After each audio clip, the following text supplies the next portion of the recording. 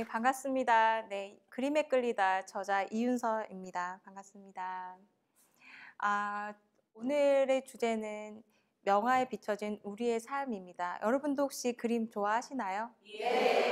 그림 보는 거 좋아하시나요? 아니면 그림을 그리시는 걸 좋아하시나요? 네. 많은 분들이 그림이 어렵다라고 말씀을 많이 하세요. 그런데 저는 그림에 끌리다의 어떤 내용들은 그림의 어떤 지식을 전달하기보다는 왜 우리가 그 그림에 어떤 감정을 느끼는지에 대해서 네, 저술을 하고 있어요. 우리가 이제 화가들을 보면 저 사람이 저런 그림을 남겼기 때문에 뭐 무조건 대단하다 뭐 이런 정도로 생각하는데 사실은 우리의 삶과 너무나도 닮아 있어요. 그들도 어떤 삶의 고통을 느끼고 그 고뇌를 하고 이러한 그림들이 탄생이 되었는데 단지 우리와 다른 점은 그 그림들을 남겼다는 그 점 때문인 것 같아요. 이게 보면 이 그림을 보면 어떤 느낌이 드세요? 평화롭다. 네, 맞아요. 평화롭고 서정적이고 고즈넉한 그런 느낌이 들어요. 이 그림에는 이상한 비밀이 있나 봐요. 많은 분들이 이렇게 물어요. 사람들이 이렇게 어떤 그림을 보고 저한테 이렇게 메시지를 작가님, 이 그림을 그린 화가는 누구죠? 라고 이렇게 물어요. 근데 대부분에 보면 이 화가의 그림들이 대부분이었어요. 왜 이 그림을 이렇게 사랑하고 좋아하는지 네, 아직 누구인지 모르시겠죠? 네. 그 뒤에 넘어가면 이 화가라고 말씀을 하실 거예요. 아직까지는 제가 말씀을 안 드릴게요. 이 화가는요. 초기 때는 이제 바로크, 이제 르네상스 시대에 많이 그렸던 풍경화 위주로 그림들을 그렸어요. 그런데 이제 말에 이제 후기에 와서는 풍속화를 그렸어요. 여러분 풍속화 어떤 건지 아세요?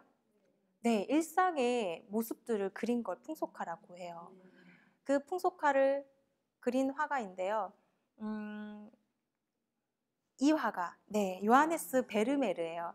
이때 당시 베르메르가 살았던 환경이 네덜란드의 그 북유럽 무역 강국이었어요. 북유럽의 무역 강국이었기 때문에 경제나 외교나 문학 이런 게 너무 잘 된 황금기 시대였어요. 보통 화가들이 내가 화가의 길을 걷기 위해서 넓은 세계로 가서 이렇게 또 배워오고 이렇게 했는데 이 화가는 평생을 한 곳에서 델프트에서 삶을 마감을 해요. 그만큼 어떤 황금기였고 풍족한 어떤 환경이었지 않나 이렇게 생각을 해요. 자, 여러분들 이제 누군지 알겠죠? 네, 저 오른쪽의 그림은 모나리자, 네, 레오나르도 다빈치의 네, 모나리자예요. 옆에는 베르메르의 진주귀걸이를 한 소녀예요. 네덜란드의 모나리자라고 불려요. 네. 이게 보면 아주 눈빛이면 그러니까 이게 신비로운 어떤 이렇게 뭔가를 이야기를 하려고 하고 있는 이 모습에서 비밀이 되게 많아요. 여러분들 베르메르는요, 살아생전에 많은 그림을 남기지 않았어요. 이 사람은 200년 정도 완전히 잊혀졌다가 네, 200년 후에 다시 재조명된 사람이에요. 그런데 우리가 그 그림들을 보니까 너무 좋은 거예요. 이 그림 너무 좋아. 이렇게 하는 사람들이 많았는데 안타깝게도 많은 그림이 없었어요. 왜? 비교를 해볼게요. 여러분들 피카소 아시죠? 네. 피카소 하니까 목소리가 커지셨어요. 네. 피카소는 평생을 한 2만여 점 정도의 작품을 제작을 했어요. 네. 근데 그에 비해서 베르메르는 34점의 작품으로 네, 추정을 하고 있어요. 아주 적은 수의 그림이죠. 그래서 그런지 사람들이 관심은 많지만 작품 수가 워낙 적었기 때문에 경매에 모작이 이렇게 돌 정도로 네, 관심은 있는데 작품 수가 아주 작았다고 해요. 여기에서 보시면 지금 귀걸이를 한 소녀의 모습을 보면요. 귀걸이를 한번 볼게요. 네, 귀걸이가 지금 상당히 커요, 그죠? 네, 이때 당시에 귀걸이를 이 정도 크기의 귀걸이를 했다는 거는 아주 관례적인 일이었어요. 매우 관례적인 일이었고, 여러분들이 아시는 것처럼 진주는 뭐의 상징이죠? 네, 맞아요. 부의 상징이에요. 베르메르는 이때 당시에 이렇게까지 잘 살지 못했어요. 그렇다면 이 사람은 진주 귀걸이를 어떻게, 이 누군지 모르는 이 여인이 하고 있었을까? 네, 궁금하시죠? 네, 사람들이 궁금해했어요. 실존 인물이었을까? 네, 왜 그렇게 의문을 던지게 됐냐면, 지금 이 여인이 하고 있는 머리의 터번은 15세기에 유럽에서 유행했던 동양의 터번이에요. 그런데 지금 그때 시대도 다르고 귀걸이의 크기도 틀리고 이 묘한 미소를 짓고 미소인 듯 아닌 듯 이 뭔가를 이야기를 하려는 이 여인의 표정에서 사람들이 많은 궁금증을 이렇게 물었어요. 그랬더니 미술사학자가 이제 연구를 하는 베르메르를 따로 연구하는 미술사학자가 있었어요. 그분이 이렇게 말했어요. 그녀는 아름답고 실존하는 인물로 보이지만 실제로 거리에서 볼 수 있는 사람이 아니라 이상화된 존재예요. 라고 했어요. 네. 예를 들면 그림에서 코의 선이 존재하지 않아요. 우리가 선이 있다고 생각하는 거죠. 라고 해요. 모든 것이 환상입니다. 자, 여러분 다시 보시면 선이 있다는 게 어떤 의미인가요? 여러분들 옆에서 이렇게 코를 이렇게 보면 이렇게 라인이 이렇게 들어가 있어요. 네, 그런데 이 여인은 이 라인이 존재하지 않는다는 거예요. 우리가 그렇게 생각을 한다는 거예요. 혹시 그 미술학원에 아주 많은데 석고상 아시죠? 네, 하얀색 비너스와 실제 사람과 구분을 어떻게 하냐면 이 코에 신인지 아닌지. 네, 비너스는 이게 라인이 이렇게 생겼어요. 네, 실제로 혹시 그런 분들도 있으시겠지만 이게 진짜 신처럼 이렇게 오똑하지는 못하거든요. 그래서 여러 가지 추정 중에 하나였어요. 그리고 여러분들 소설 보셨나요? 진주귀걸이 소녀? 소설이 있어요. 네, 아마 우리나라에 처음 이렇게 이 그림이 알려진 시기가 진주귀걸이 소녀라는 소설 때문인 것 같아요. 저도 네, 그 책을 통해서 이 그림을 처음 접했었는데요. 그 그림 속에는 하녀로 나와요. 이 주인공이. 근데 이제 소설이니까 네, 진짜의 어떤 이야기는 아니지만 저는 그 소설을 읽으면서 마치 진짜 실화인 것처럼 네, 느껴졌었어요. 그러니까 실제로도 이 여인이 누군가 하고 의문을 가졌을 때 하녀다. 그리고 첫째 딸 마리아다라는 설이 있었어요. 그런데 그 베르메르의 여러 그림들을 이렇게 보니까 마리아랑 닮은 인물이 없었던 거예요. 그러니까 이제 마리아는 아니라는 어떤 증거가 조금 확실해진 거죠. 그렇게 해서 사학자들도 이제 트론인 것 같다 이렇게 얘기를 한 거예요. 여러분들 트론이라는 거는 아까 이게 실존 인물이었을까 했던 실존하지 않는 화가나 수집가들에 의해서 환상적인 어떤 존재를 이상하게 만들어낸 존재를 트론이라고 해요. 그래서 트로니인 것 같다라는 이제 거기에 힘이 실리게 된 거죠.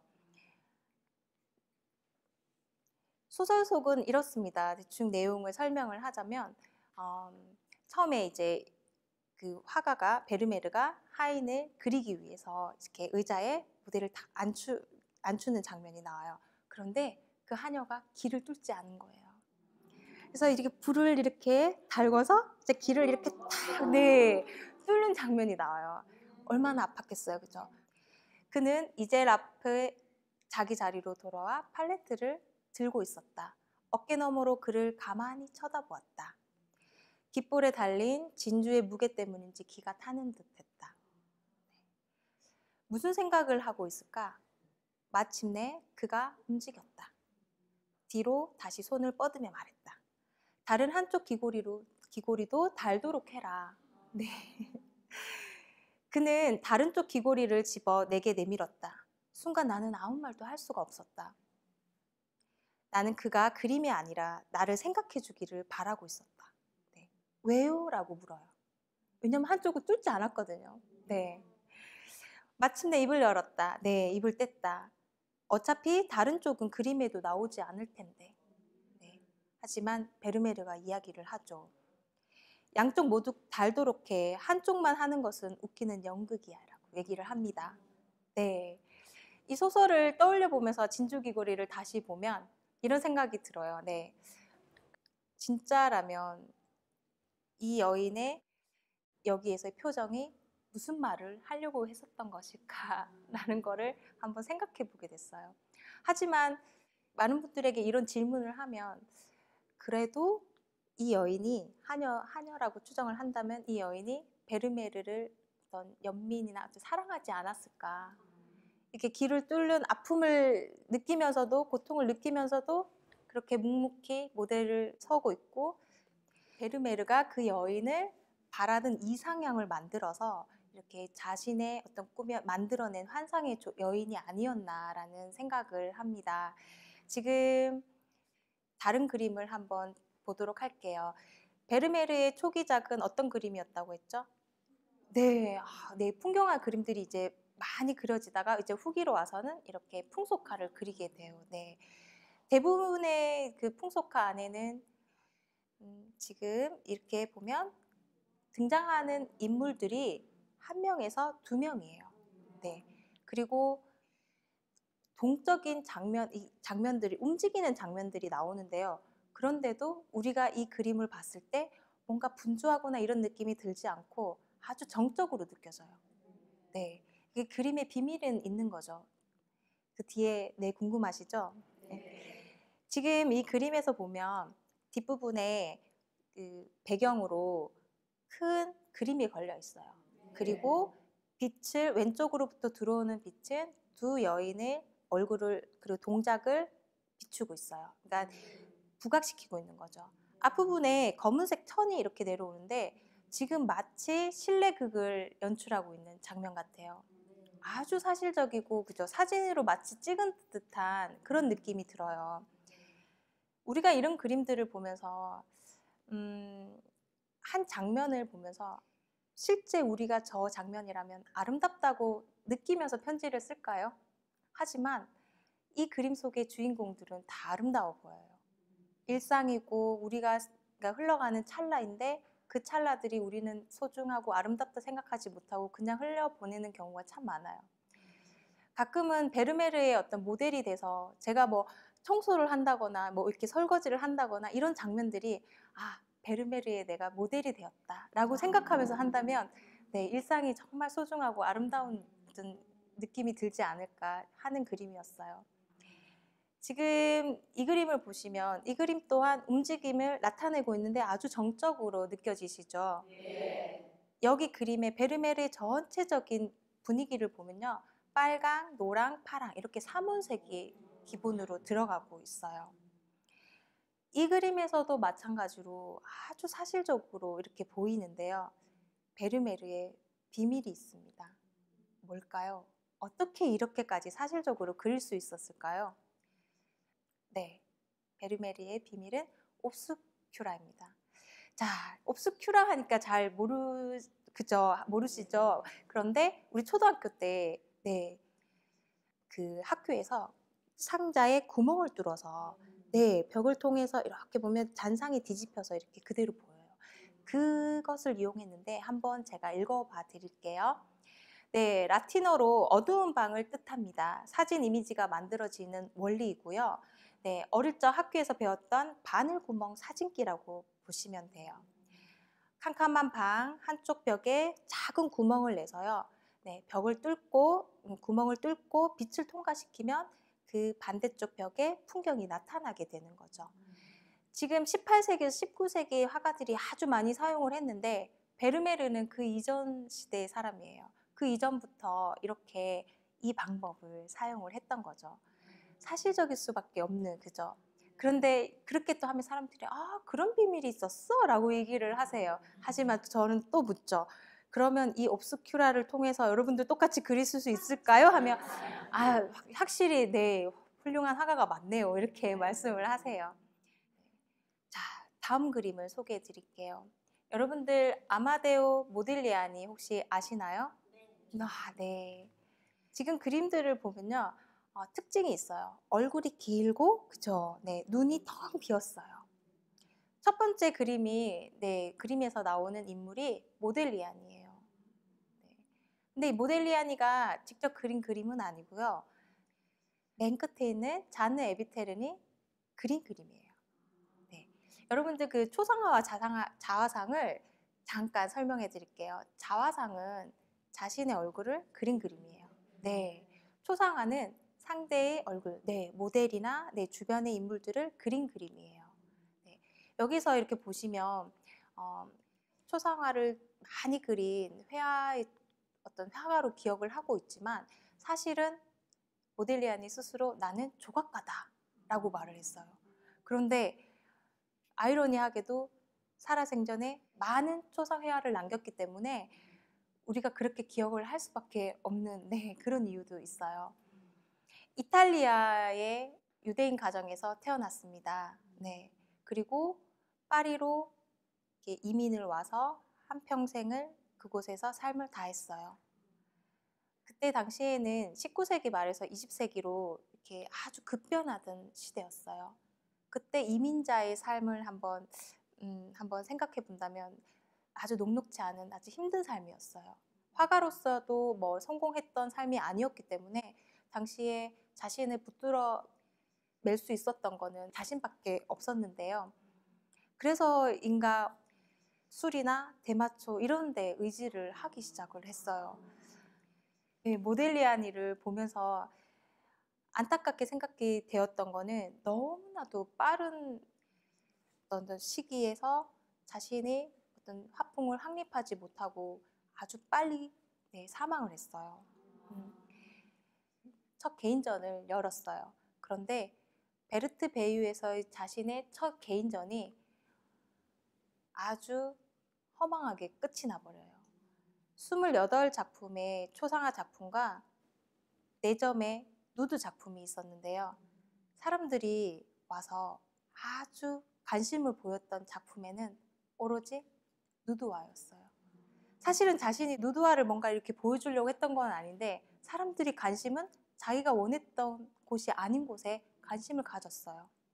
그런데 경찰서장이 그 그림을 보고 아니 이렇게 문란한 그림을 이렇게 판단을 한 거예요. 그래서 강제 철거돼요. 모델리아니의 첫 개인전이자 그것이 마지막 개인전이 되어버려요. 모델리아니에게는 아주 야심차게 준비한 거였지만 사람들에게 또 대중들에게 비평가들에게 어느 누구에게도 관심을 받지 못하고 끝이 나버려요. 초상화를 당시에 의뢰를 해서 이렇게 그림을 그 사람이 원하는 대로 그림을 그리는 게 대부분이었어요. 하지만 모델리아니는 당시 집단운동에 영향을 전혀 받지 않고 자신만의 그림을 그렸기 때문에 이렇게 그림들이 독특하게 표현이 된 거죠. 당시에 이제 19세기 중반에 이제 흘러가면서 사진기가 발명이 되고 사진기 보급이 원활해지면서 이런 말들이 떠돌았어요. 회화는 죽었다. 네.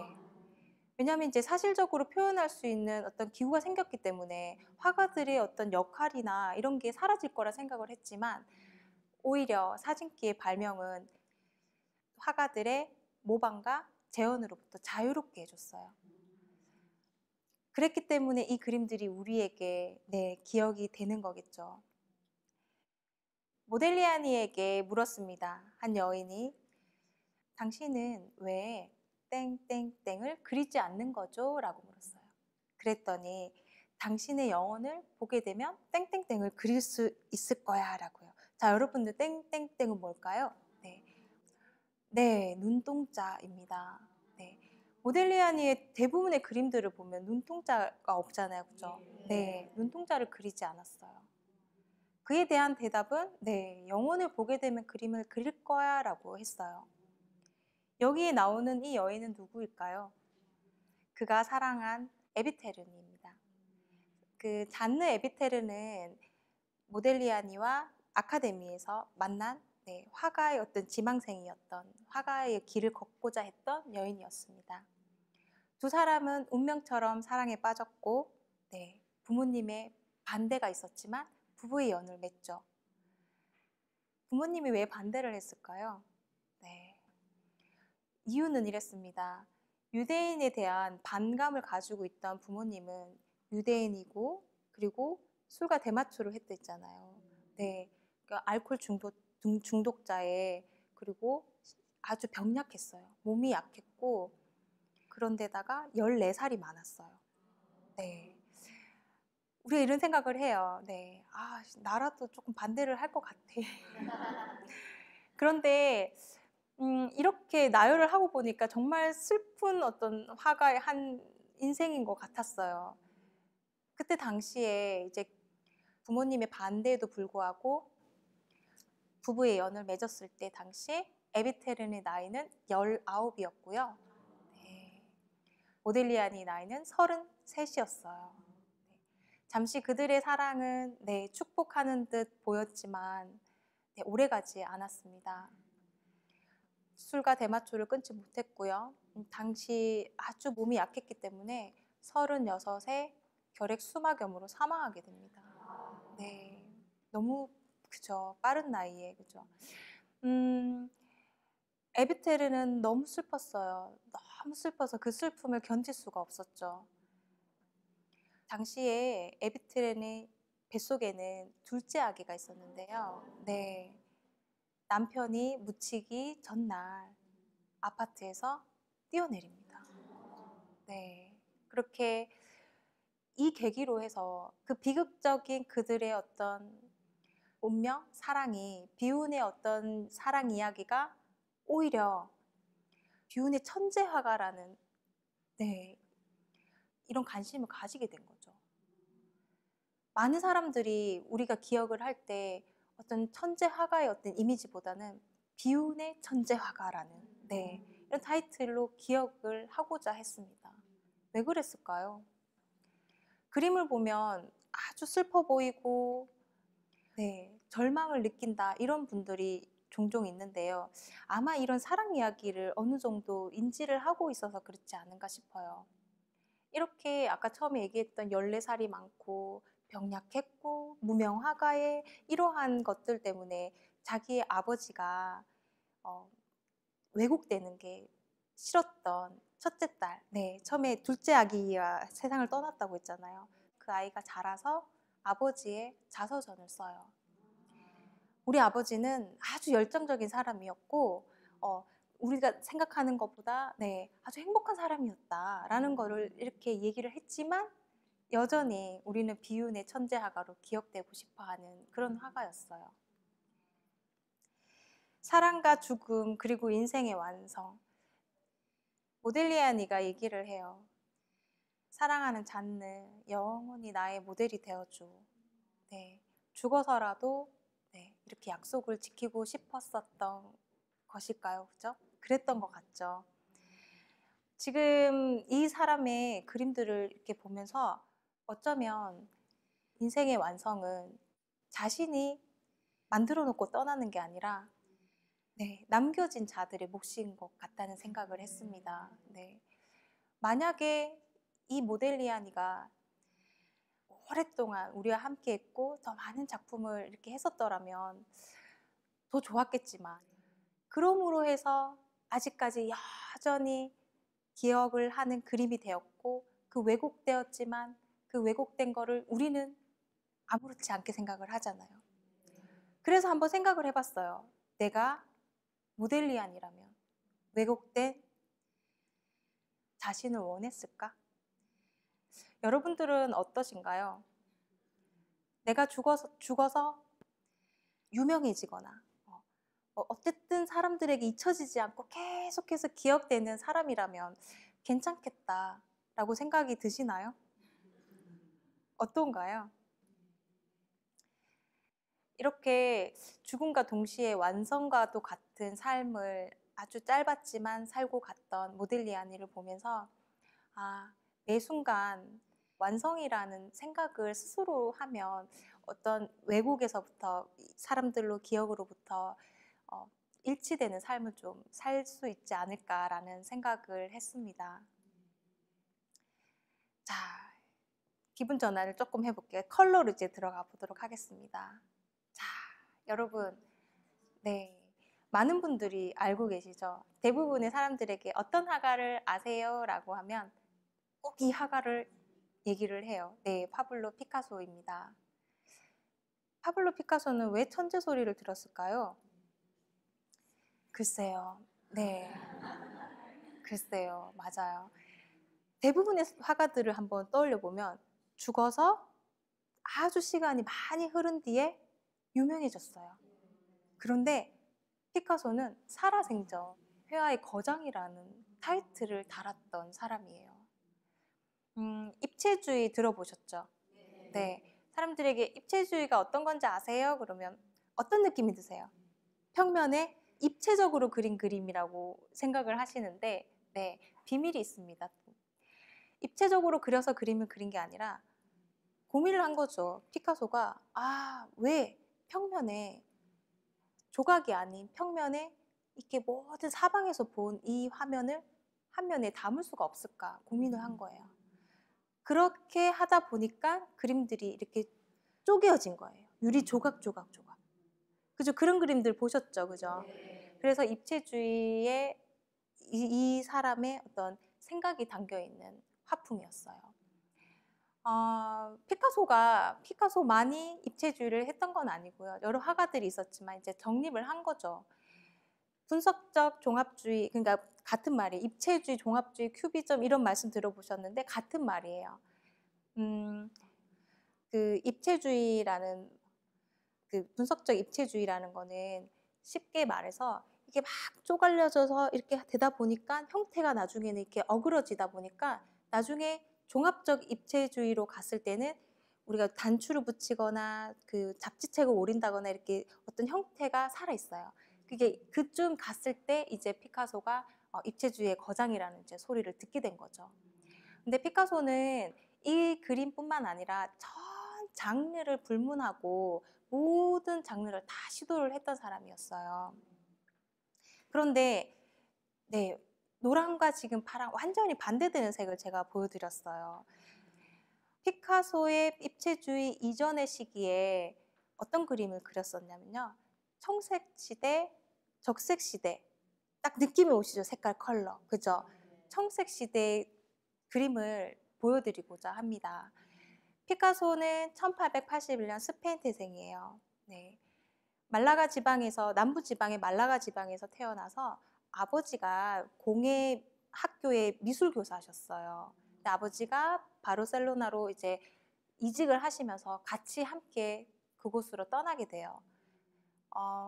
당시에 이제 학교에 입학하기 위해서, 미술학교에 입학하기 위해서 입시 그 과제를 이렇게 주면 다른 사람들은 이거를 맨날 며칠을 잘 못하던 이 그림을 피카소는 아주 고전주의식의 그 사실적으로 하루 만에 완성을 하곤 했어요. 어릴 적부터 이미 그저 이 모든 섭렵을 했고 아주 그림을 잘 그리던 아이였어요. 그래서 사람들이 피카소가 사실적인 그림을 못 그리는 거 아니야? 라고 얘기를 하는데 그는 편견이에요.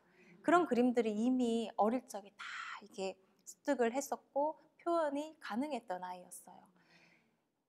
피카소가 자라고 이제 자신만의 어떤 세계를 꿈꾸고 자기 화풍을 찾아서 파리로 떠날 때 같이 함께 있던 친구가 있습니다. 카사헤마스라는 친구가 있었는데요. 그 친구는 어릴 적 유년기 시절을 함께 보내고 니체를 논하고 서로의 어떤 감정을 이렇게 나누면서 꿈을 꾸던 친구였어요. 그 친구와 파리로 같이 떠나게 됐는데요. 그 친구가 어느 날 갑자기 자살을 하게 돼요. 피카소는 그죠, 살점이 떨어져 나간 듯한 그런 감정을 느끼게 됐어요. 왜 슬픈 일을 겪고 힘든 사람은 힘든 사람이 또 눈에 보이잖아요. 그쵸? 절대로 내가 너무 행복한데 슬픈 사람이 막 그게 공감이 안 되잖아요. 그런 것처럼 피카소에게 그런 시절이 있었어요. 인생은 고통을 전제로 한 것이다 라고 이렇게 말을 했던 청색 시대의 그림입니다. 제가 이 시기에 같은 감정이었나 봐요. 이렇게 파란 그림을 보면서 이유도 없이 끌리기 시작한 거예요. 마음이 그냥 아팠어요. 왜 이 그림이 이렇게 이토록 이렇게 끌릴까? 피카소가 잘생겨서 끌렸었던 걸까요? 알고 보니까 그러한 사연이 있었던 거예요. 카사헤마스의 어떤 자살로 인해서 자신이 살았던 주변을 돌아보니 굶주림과 절망, 고통, 이러한 삶에 빠져 있는 사람들이 눈에 보이기 시작했던 거죠. 그 사람들을 주제로 해서 그린 그림입니다. 늙은 기타리스트. 네. 자신의 어떤 가난하고 어떤 힘든 시기에 미술가로서, 화가로서 이러한 시대를 비유를 한 거죠. 사회의 어떤 불황자, 희생자와 같은. 그리고 옆에 그림은 보시면 인생이라는 그림입니다. 인생의 그림에 보면 당시 따로따로 이렇게 그림들을 그렸어요. 그러다가 중간에 남자 보이시죠? 이 사람이 카사 헤마스인데 이 사람 자살로 인해서 이 그림을 모티브를 다 가지고 와서 오자상과 불행한 여인 이렇게 합쳐진 그림이에요. 이게 인생이라는 그림이에요. 이렇게 당시에 자신의 어떤 삶 그리고 내가 그냥 절망에만 빠져서 그냥 이걸 모든 걸 놓고 아무것도 하지 않을 거야가 아니라 피카소는 자신의 내면을 들여다본 거죠. 이렇게 청색 시대의 그림들을 꾸준히 계속해서 그려나가면서 자신의 내면을 직시하기 시작합니다.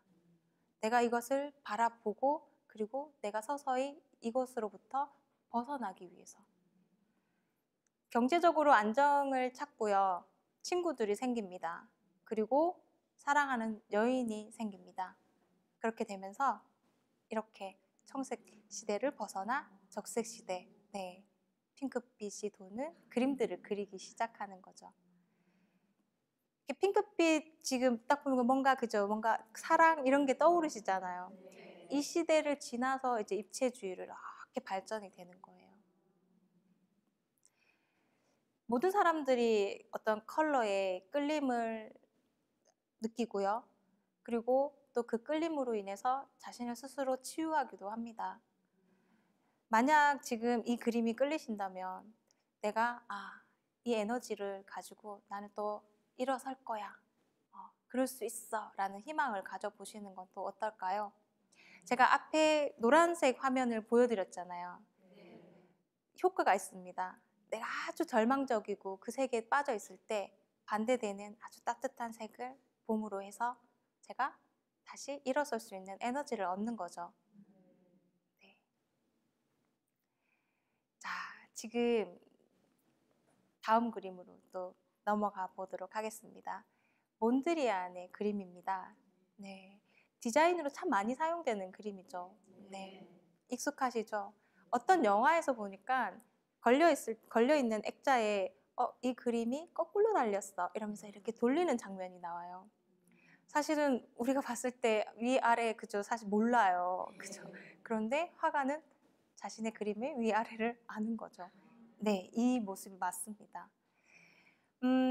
몬드리안은 추상주의의 그림을 그렸는데 처음부터 이런 상태의 그림들이 그렸던 건 아니에요. 처음에는 조금 다른 형태가 있는 그림을 그리다가 점점점 자신만의 색을 찾는 거죠.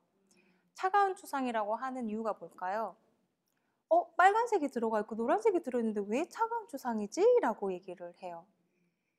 그런데 네, 맞아요. 직선, 수직과 수평으로 검정색으로 이렇게 가로질러져 있어요. 계산을 해서 몇 센치 이렇게 한 게 아니라 가로, 세로 이렇게 자르다 보니까 이런 형태가 나오기 시작했어요. 사문색을 쓰고 있죠, 그죠? 하얀색과 검정색은 여러분 무채색이에요. 네, 색이 아닌 거죠. 무채색. 색이 없다 해서 명도만 있는 거죠. 밝고 어두운 명도만 있는데요. 여기에서 흰색은 배경이 됩니다. 네. 자, 여러분들 이 그림에서 나라면 한 가지 색을 쓸 텐데 무슨 색이 빠졌어? 아시겠나요? 네, 맞아요. 우리가 너무나도 좋아하는 초록색이 빠졌어요. 몬드리안의 그림을 보면 초록색이 없어요. 네, 왜였을까요? 자, 초록색 하면 떠오르는 상징이 어떤 게 있나요? 네, 자연. 네, 초록색 자연 있고 이해되시죠? 자연은 어떤 느낌인가요? 살아있는 느낌. 그리고 직선, 수직으로 이런 느낌과 반대되는 느낌. 그죠? 계절이 바뀌는 것처럼 아주 자연스럽게 바뀌고, 그리고 바람이 부는 거에 따라서 또 휘날리고, 정직하게 날리는 게 아니라 많이 날리기도 하고 적게 날리기도 하는 거잖아요. 그런 것처럼 초록색, 자연 싫어했어요. 한 실화인데요. 몬드리안에게 튤립을 선물합니다. 지인이 선물했는데 화실에서 그 초록색 부분을 하얀색으로 칠하고 앉아 있는 거예요. 네, 얼마나 싫어했는지 아시겠죠? 또 이런 일이 있었어요. 친구네 집에 놀러를 갔는데 보통 우리가 창밖에 이렇게 풍경을 보면서 이렇게 차도 마시고 이렇게 보잖아요. 근데 나무가 막 휘날리는 모습이 너무 싫은 거예요. 그래서 몬드리안은 등지고 앉았어요. 이렇게 어떤 불변, 자연스럽고 이런 우리는 그렇게 생각을 하지만 자연에서 오는 이 불규칙한 이런 모습들을 상당히 싫어해서 이렇게 수직 수평을 그으면서 반듯반듯한 이런 방을 만든 거예요. 여러분들도 동그라미보다는 이렇게 반듯한 곳에 계실 때 편안함을 느끼시잖아요. 보통 카페 가면 구석부터 이렇게 탁 모서리부터 이렇게 앉으시는 이유도 우리가 편안함을 느끼기 때문이에요. 이 그림과 완전히 반대되는 그림을 하나 보여드릴게요. 네, 어떤가요? 네, 완전히 반대되죠. 액션 페인팅이라고 들어보셨나요? 물감을 붓에 이렇게 찍어서 그냥 이렇게 막 뿌리는 거예요. 우연의 효과죠. 네, 내가 이 부분에 어떻게 칠해야지 이게 아니라 아주 우연적으로 나타나는 효과예요. 잭슨 폴록의 액션 페인팅인데요. 몬드리안과 완전히 반대되는 느낌의 그림입니다. 이 사람의 생애를 잠깐 알려드릴게요. 어릴 적에 아버지의 부재로 인해서 남자아이만 5인 집안에서 자랐어요. 어머니는 이 아이들을 내 생계를 책임지기 위해서 일을 하러 가셨어요. 그러면 이 아이에게 규칙과 그리고 가정의 어떤 예절이나 이런 것들을 가르쳐 줄 수 있는 기회가 없었던 거예요. 그렇게 무질서하게 규칙, 규율 이런 거 없이 그냥 이렇게 자란 거예요. 그러니까 자신의 어떤 방패막 이런 것들을 느낄 수 있는 시간이 없었던 거죠. 자라서 형들이 뉴욕으로 그냥 떠날 때 나도 갈래, 나도 갈래. 그냥 이렇게 무작정 떠나게 되는 거예요. 세계경제공황이 오면서 그냥 무방비 상태에서 자신은 삶의 바람을 그대로 역풍을 맞는 거예요. 너무 힘든 거예요. 나는 어떻게 살아가지? 네, 붙들 수 있는 게 아무것도 없었어요. 그래서 잭슨 폴록이 술을 너무 좋아했어요. 술을 얼마나 많이 먹었냐면 이 사람이 가진 능력이 2가지가 있는데 음주벽과 파괴력이라고 할 정도로 술을 먹으면 이제 이 모든 게 정상적인 이게 생활이 안 됐던 사람이에요. 술을 먹고. 그래서 이 잭슨 폴록에게 어떤 기회가 찾아오죠. 그 기회라는 거는 그림을 열심히 그리고 자신의 어떤 열정을 다해서 쏟아부을 수 있는 시간인데 여러분들 이런 기회가 오기 위해서는 어떤 무엇이 와야 바뀌나요? 사랑이죠. 네, 사랑만이 네. 이 남자의 오직 이 남자를 붙들어 낼 수 있었던 거는 사랑이었어요. 크리스너라는 여인이 4살 연상이었는데요. 잭슨 폴록을 보니까 재능도 있어 보여요. 내가 조금 잡아주면 그림도 작업도 정말 잘할 것 같고 그러니까 자신의 작업을 다 뒤로 하고 내조를 하기 시작해요. 그렇게 하면서 작품들이 이렇게 탄생이 된 거예요. 그런데 이 그림에서 보듯이 무질서하잖아요. 자신의 어떤 성격이 그대로 드러나 있었기 때문에 하루아침에 바뀌진 않나 봐요. 이러한 그림대로 자신은 지금 누군가로 인해서 똑바로 가고 있는 듯 하지만 자신의 내면 안에서는 막 요동이 치는 거예요.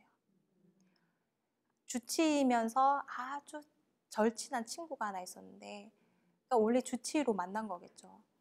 그 친구가 갑자기 교통사고로 사망을 해요. 잭슨 폴록이 막 견딜 수가 없는 거예요, 또. 그래서 또 술을 막 먹기 시작한 거예요. 그러니까 이때부터는 이제 제어가 안 되기 시작했어요. 그래서 술을 막 먹고 모르는 여인을 탁 태우고 운전을 막 하고 가다가 그 자리에서 교통사고로 사망을 하게 돼요. 이렇게 보면 이 사람이 만약 몬드리안의 이 그림처럼 자신의 방을, 안정된 방을 만들었더라면 얼마나 좋았을까. 그랬다면 아마도 더 오랜 시간 동안 우리들에게 그림의 다양한 그림들을 보여주고 감동을 주는 화가가 되지 않았을까라는 생각을 하게 했습니다.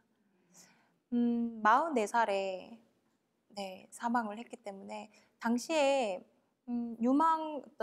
유망인으로 이 화가의 그림들을 화랑에서 많이 샀거든요. 근데 원래 사망하고 나면 그림값이 많이 올라가잖아요. 네. 근데 계약을 딱 얼마 이상 딱 했기 때문에 어쩔 수 없이 그렸던 그림을 많이 이렇게 화랑에 넘겼다는 그런 이야기가 전해집니다. 지금 이렇게 보시면 그림에서 베르메르의 그림이나 그리고 모딜리아니 그림이나 그리고 피카소의 그림이나 몬드리안, 잭슨 폴록 그림들을 보면 각자의 어떤 인생에 따라서 그림들을 그려내고 있었어요. 그래서 어떻게 보면 그 그림들을 보면서 감동을 느끼고, 어떤 사람은 이 그림을 보면서 감동을 느끼지 않고 다 틀리거든요. 그 마음이 전해졌기 때문에 같은 생각을 가지고 그 컬러에 끌리고 그 그림에 끌리고 그러한 이유가 있지 않나라는 생각이 들었습니다. 매 순간 그림이 아닌 순간이 있을까요? 네. 우리의 삶 또한 명화라는 생각이 아주 강하게 자리 잡는 그림들을 보여드렸습니다. 많은 사람들이 그림을 보면 어렵다, 어떻게 보는지 모르겠어요 라고 질문을 많이 하세요. 명화에 대한 이제 그런 인식들이 어렵다, 이러한 인식보다는 사실은 컬러감으로 여러분들이 먼저 다가가셨으면 좋겠어요. 예를 들면 우리가 노랑을 떠올리면 여러분들 생각나는 화가 있으신가요? 고흐 해바라기 그림이죠.